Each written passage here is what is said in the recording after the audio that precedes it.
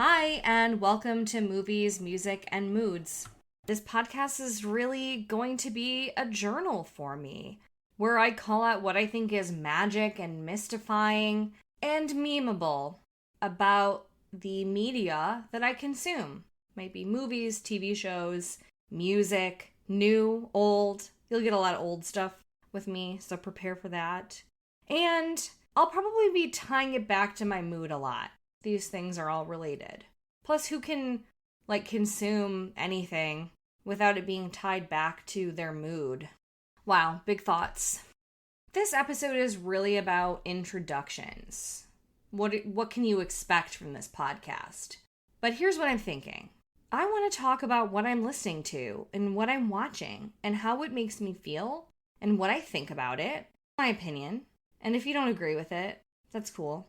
Maybe you're like, well, I'm going to watch Look Who's Talking, okay? Because I recall it being incredible, and you can disagree with me. That's fine. And I really want to watch and listen to new stuff. I think it's really easy to get in a rut. I am kind of a voracious consumer of media. I know. I'm so special. But I do consume media, very quickly, to the point where sometimes I'm thinking, gosh, I moved out of that phase really quickly. I wish I could find something new fast.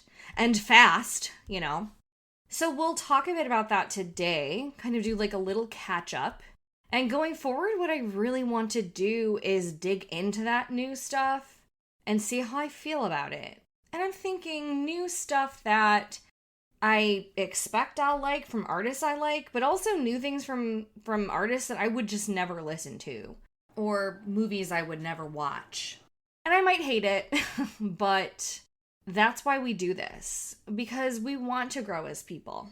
I mean, I guess some people are out there thinking, I don't need to grow as a person. I'm fine as I am. Well, I think there's always room for improvement. So here's a little introduction for myself. I don't think I've even said my name. Wow, rookie move. What is this, her first podcast? Yeah, it is. Okay? Cut me some slack. I'm Noey. I'm in the Midwest. I'm an adult. I have a wonderful husband. I have 2 adorable cats. Cuter than all other cats. Isn't that funny? Isn't that funny how, my cats are the cutest? Just kidding. Every cat is the cutest. And I'm an artist. I went to art school. I have a lot of feelings about it. A lot of thoughts. Music. Has just been a treasure for me in my life. It's informed a lot of my artwork. It keeps me going throughout the day. And when is the rest of the world gonna figure out how great this shit is? Right? Movies. I'm coming out of a decade of time where I just wasn't watching new movies. Let's be honest. Let's bring the mood in here a little bit. Let's bring the moods part of movies, music, and moods in. I don't know. I don't know if it was just depression that was making me not watch new movies. Because I was watching stuff on YouTube.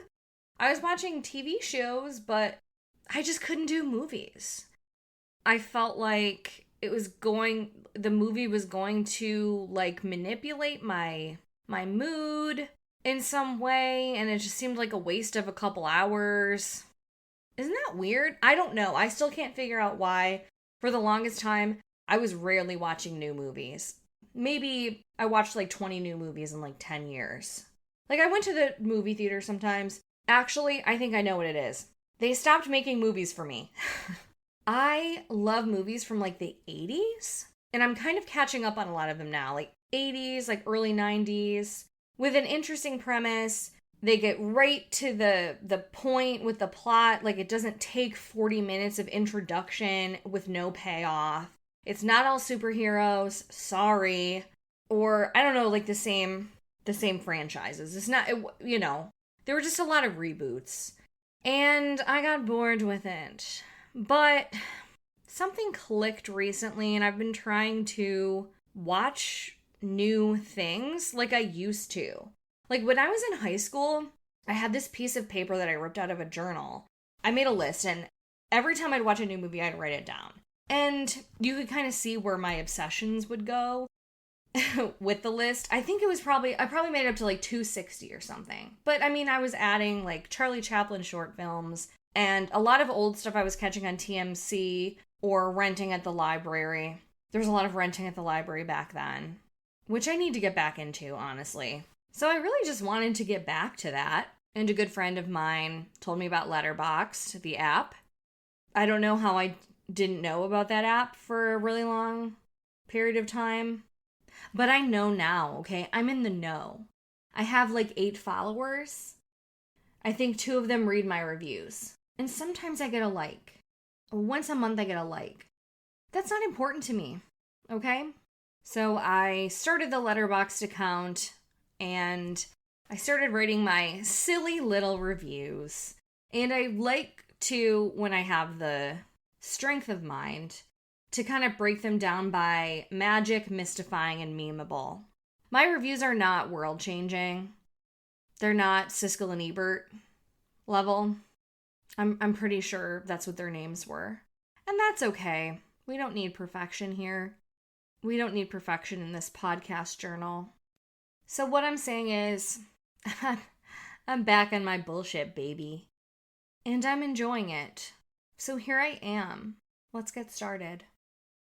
Favorite albums lately, I would say, are ABBA, Gold. I know. A compilation album? Yeah, and here's why. ABBA had a million hits. Like, you wish that you were writing hits like ABBA, right? That would be a dream. I mean, one after the other. If I had to list all of their hits, you would be overwhelmed. I'm gonna do it right now, actually. Chiquitita, Take a Chance on Me, Mamma Mia, Fernando, Gimme Gimme Gimme, A Man After Midnight, Yngwie Malmsteen, It's a Man After Midnight. It's okay if you say it, alright? Why did I get myself into this? I don't feel like listing all their hits. Okay, fine. Dancing Queen, The Winner Takes It All, Super Trooper. You feel stupid singing it, but it's worth it. It doesn't sound stupid listening to it. It sounds amazing. It sounds like the best thing anyone in your parking deck has heard. And that's what I tell myself when I drive through my parking deck. Did I say Take a Chance on Me already? Did I say Lay All Your Love on Me? I didn't. Knowing Me, Knowing You. Aha. I mean, come on. Any Alan Partridge fans out there? We love that one. We do. Oh, Money, Money, Money. That's always been my favorite. And I think I would actually do an amazing job singing that at karaoke. But that's one of those things you just say and you're probably never going to prove. But I'll say it. Anyway, they had a lot of hits. And ABBA Gold was a cassette that I listened to a lot in my Ford Tempo. Anyone who knew about that Tempo knew that it was on its way out. It was great when I bought it. It was from 1994. And it was falling apart. Slowly but surely until there was a hole in the floorboard and the back doors wouldn't open and the trunk didn't work. And I was pretty much just scared every time I was driving it. Like, God, hope I make it home today. Hope I make it to my destination. Hope my family sees me again. And they did, because I did eventually get a new car. But it did have a cassette, and so I had one of those, like, cassette adapters. And I love that ABBA Gold album. Gosh. My favorite song was always Name of the Game, which is probably no one's favorite song. When you look at the amount of plays it has on Spotify, it's, I think, the lowest on ABBA Gold. I just love ABBA Gold. It's from 2008, which is interesting because I know I didn't buy that. And this was around 2008. So I was getting that fresh off the Google Music.mp3 wagon, fresh out of the oven. And ABBA actually leads me into the movie portion of this podcast because after a million years, I decided to finally watch Mamma Mia. And I watched it with my mama. I didn't think that I was going to like it. It doesn't look like the kind of movie I would like. I don't like movies where everyone's having a really good time, with few exceptions, okay, which I will cover in a bit. But I don't just want to watch a bunch of people dance around and I don't know. So I did watch it.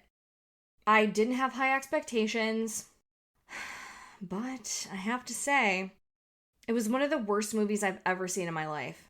At one point, my mom turned to me and said, "Oh my God, Noey, I didn't think it was going to be this dumb." I think that says it all. It was actually way dumber than I thought it would be. The end of the movie seemed like a joke.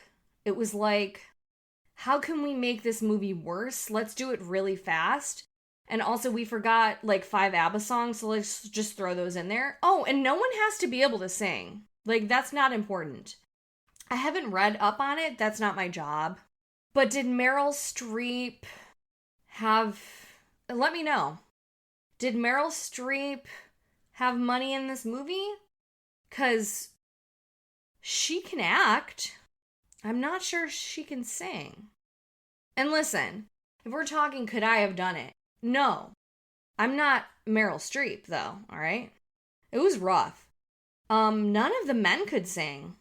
Colin Firth, God love him. I think he gets better with age. But hearing him singing is painful. And I bet he knows that. But good for him. You know, I assume everyone got a healthy paycheck from this one. I was just talking to my husband about it today, and he said, well, Mamma Mia, it's like the best song ever. You would think the movie's going to be good. It's not. And you know what? If you derive joy and pleasure from the Mamma Mia movie, I'm happy for you. I think you are a happier person than me, just in general.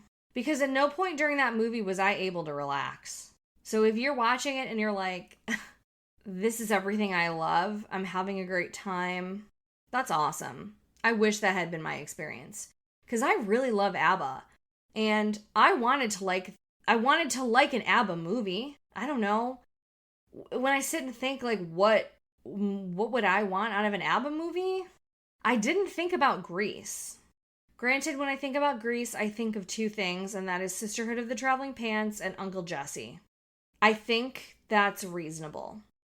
But could the movie have been better? Yeah, it could have been better. If you want to watch Meryl Streep in something great, watch She-Devil. Go ahead and watch She-Devil. She-Devil is a killer movie. It has almost everything I love about a movie. Except for all of the weird animal deaths. What's up with that? I know it's a black comedy, so they must have been like, well, we don't want to kill people. So we're going to kill this gerbil and the poodle. That's weird. So just watch She-Devil. I don't know. I'm not saying that's Meryl Streep's best role, because I think that statement would make a lot of people guffaw and then get like really angry because she's been in some like pretty serious films. However, if you want to have a good time and Meryl Streep is there, then you'll have a good time. So loving ABBA, but you know, having a finite amount of ABBA songs to listen to, because for whatever reason I can't go beyond ABBA Gold, which is not common for me, by the way. I'm very much not a compilation person historically. I don't know, maybe I am actually, but I'll figure that out. I was looking for ABBA covers because I'm like, God, these songs are so incredible. There's got to be some great covers out there, and I'd heard that Cher did some. But I don't know, Cher, they just felt really overproduced. It's just not my style. I don't know. I think a lot of the magic was lost. And maybe that magic is that it was that group with their skills and their talent in the years those were made. And so something modern is just not going to work for me. But I swear there's an ABBA cover out there I like. If anyone wants to throw some ABBA covers out there for me to listen to, gosh, I would love that. I mentioned Yngwie Malmsteen. If I'm getting his name wrong, I'm sorry. But I did listen to his cover of Gimme Gimme Gimme. Couldn't get into it. It was so busy. I mean, I'm not big into metal anyway, so I probably can't like appreciate the intricacies, you know, but I couldn't do it. And I just had to listen to the regular version to cleanse my palate after. Sorry, Yngwie. Peace. So if you hear an ABBA cover and you're thinking, God, this is incredible, please send it to me. Send it over. I'll see if I like it. And as I always say, if I don't like it, whatever. You can like it. Another music phase I've been in recently, and it was pretty serious, is the Pixies. So the past few years I've gotten into Frank Black, or Black Francis, or what is his name? Charles Kittredge. He's awesome. You don't get to see a lot of musicians in bigger bodies like ever. And I find that precious. And I love representation. Okay? We love representation. And we're here for it. Not to mention Frank Black. I'm just calling him Frank Black. I'm sure he won't mind. Has an interest in UFOs and aliens and religion. And he has a sense of humor. And so I actually got into his solo work first, which I love. Fu Manchu, Headache, Los Angeles. Love it. I love watching him on that hovercraft. He really looks like he's in his element. I feel like he has a guitar on the hovercraft. And I really like that video with the guy who wrote songs for the Beach Boys, but I don't think that he... Hang on to your ego. And I don't think that he wrote that actual song, but he was in the video. And that was cool. I think someone commented that it sucked. But I think John Flansburgh from They Might Be Giants directed it or something. Pretty cool. Look it up. Look it up if you haven't seen it. If you know what I'm talking about and I'm wrong about everything. Sorry. But the Pixies, I've been listening to this little album. I'm not sure if you've heard of it, Doolittle. I don't know why. I have this thing where I just become enamored by some really small detail of an album that's not the point at all. It's like Monkey Gone to Heaven. The point of that song and then the album cover is not that a monkey went to heaven. And so you're thinking that's so sad. A little monkey died. And it's kind of cute, and the image of a monkey with a pair of wings is really interesting. And then, we're related to apes and monkeys, and what does that say about us? But that's actually if you look up the meaning of the song. I'm just saying the whole iconography around the monkey going to heaven. It's powerful for me, people. I love it.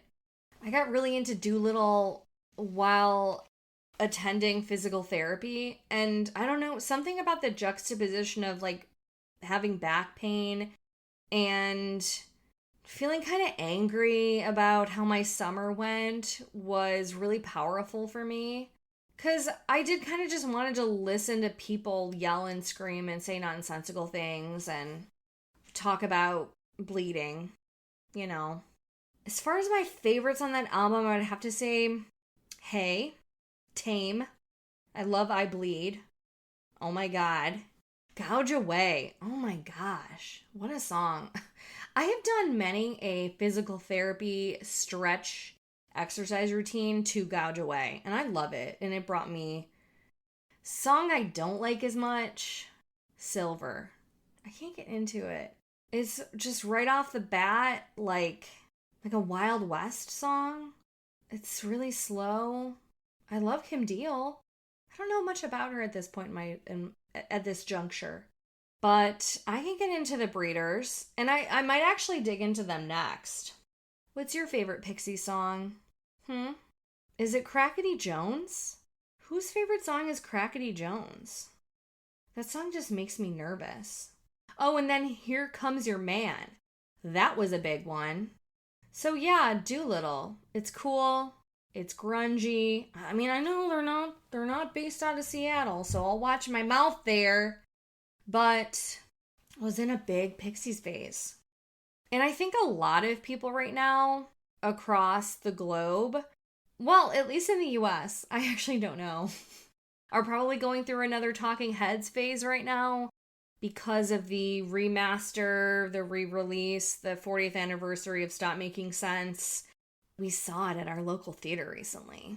And there was this kind of spooky moment where I said to my husband, we don't need to sit in these seats because there's literally no one else in the theater.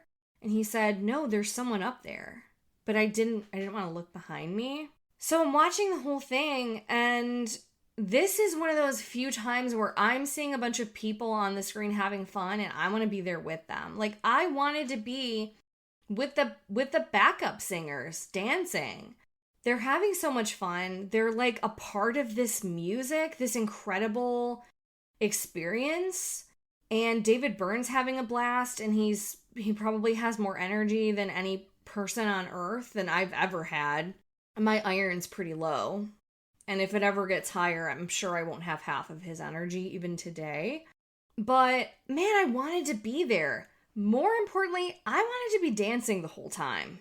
And I didn't, and I stopped myself. I kind of just danced around in my chair. I'm not a big dancer unless I really like the music. So I really love the music, right? I wanted to get up and dance, but I'm like, there's someone sitting back there. I don't know. They're not making any sounds, but there's someone back there. I don't want to ruin their time. Because if I'm trying to enjoy a movie, no matter what it is, then there's just some rando, they're annoying me and they're dancing around. It's almost like they're making it about them. I didn't want to do that to someone else. So we finished the movie, and I look around, and there's no one in this theater. Okay? It's empty. So not only did we sit off to the left of an empty theater, like a bunch of rule-following nerds, which I am, I didn't even get to dance around like I wanted to.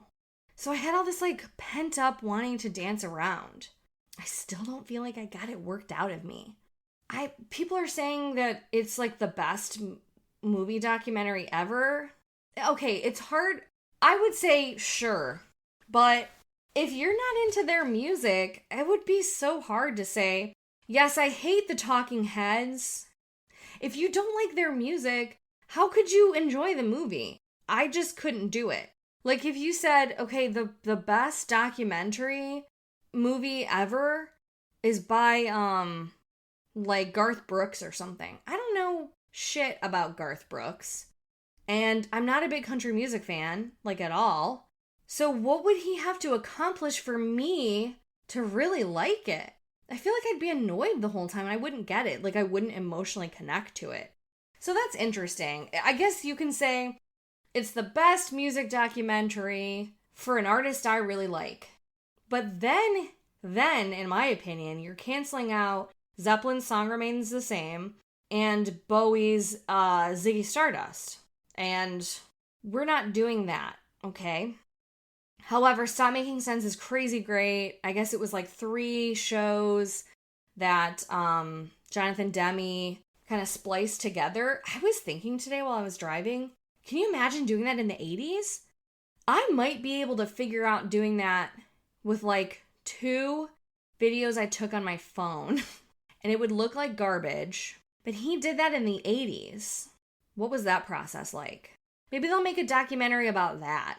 I would check it out. If we flip back to movies for a second, I want to talk about a movie that I revisited recently that I hadn't seen since I was a kid. And I think like a lot of people in their early 30s, like I am, remember their parents kind of just putting on Look Who's Talking and then walking away. And then kids loved it because it was a talking baby.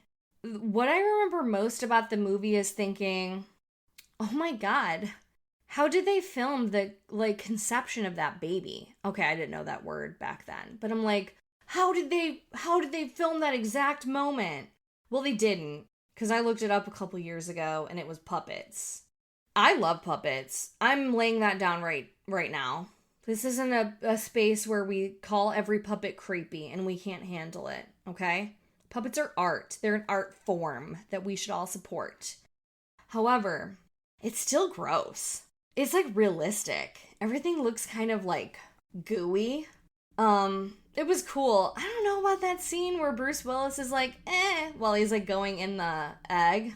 I didn't enjoy that. But okay, I'm sure a lot of adults at the time chuckled.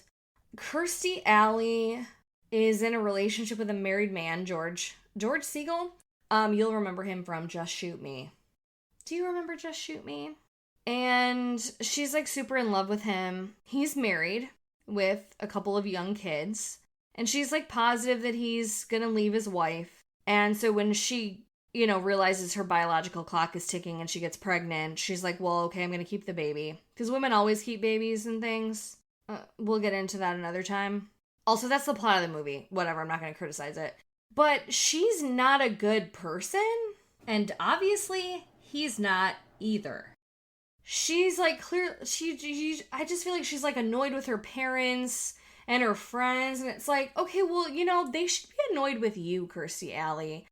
Because this dude is married.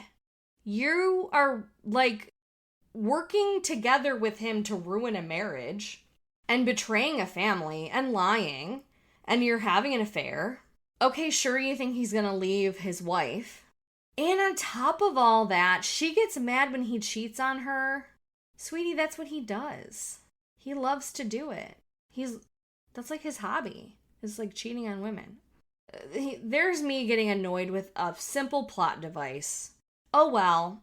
I'm just noting this because as a kid, I didn't think about that at all. Actually, maybe I didn't remember that he was married.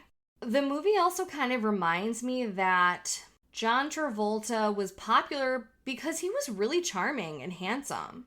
He does like weird things with his face sometimes. He kind of has like an uncanny quality. I don't know if it's like his eyes, and also always picturing him as the mom in Hairspray, maybe Tracy Turnblad. But I get it. I think he's great in it too. It also kind of makes me wonder why we couldn't have just had Bruce Willis as the...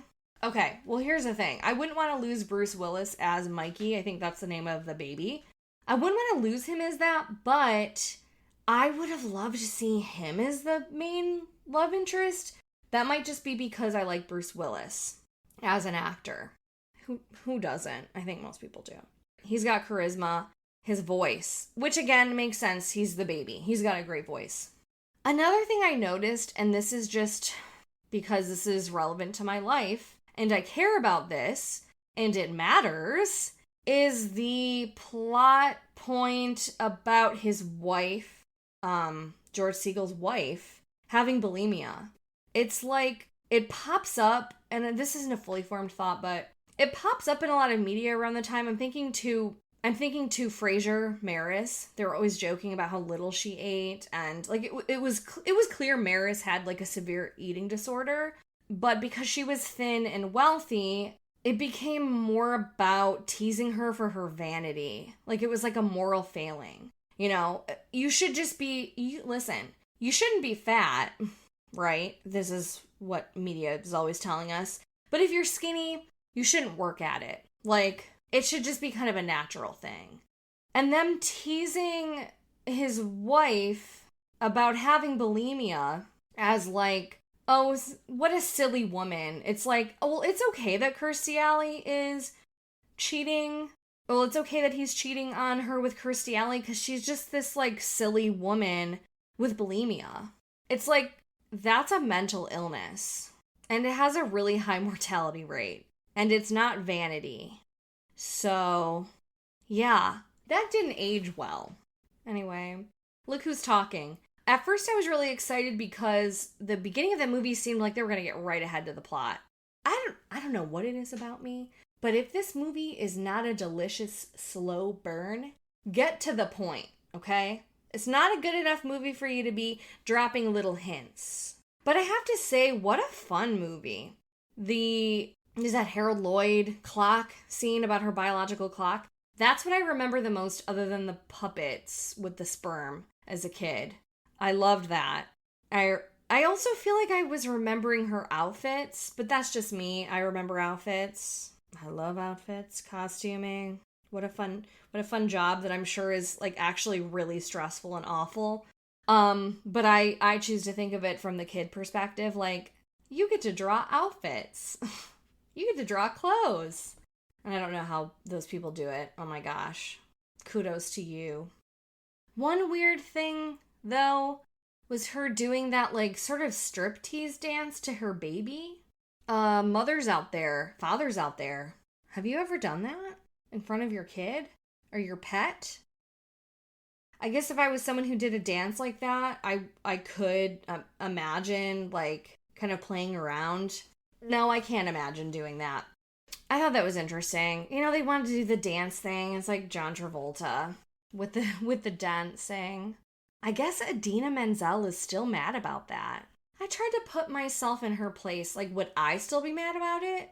I guess if John Travolta had pissed me off, yeah, I'd be mad for a while, for sure. If that was like my moment to for everyone to know my name and then someone called me Adele Dazeem.